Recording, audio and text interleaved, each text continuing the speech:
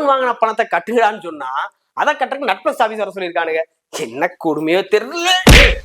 இருடா வர்றேன். அண்ணா இருங்க இருங்க இருங்க இருங்க. இல்ல என்னடாச்சு, என்ன பிரச்சனை சார்? அன்னைக்கு என்னடான்னா இதே பொருளை ஒருத்தங்கிட்ட வாங்கிட்டு கோடிக்கணக்கில் பணத்தை கொடுத்து அனுப்பியிருக்கானுங்க.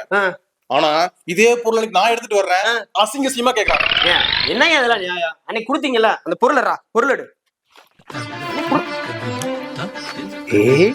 சார் என் கல்யாண கேஸ் சார். ஏன்டா டே, உன் கல்யாண கேஸுக்கு அவன் கோடிக்கணக்கில் பணம் தருவானா சார்? அப்புறம் அன்னைக்கு நயன்தாராக்கு மட்டும் கொடுத்தானுங்க கோடிக்கணக்கில். டேய் நயன்தாரா செலிபிரிட்டிடா, அவங்கள பெரிய ஆள்றா. ஓ பெரிய ஆளா இருந்தா தருவாங்க. வீட்டுல இருக்கிட்டு வரேன். இரு, என்ன சொல்ற? ஆமா சார், எங்க அப்பா என்னோட வயசுல 30 வயசு பெரியவர்ல. ஓ அவர் கேஸ் போட்டு கொடுக்குறேன். அப்படி இல்லடா, தாத்தா கேசட் இருக்கா? இது நல்ல ஐடியாவா இருக்கு.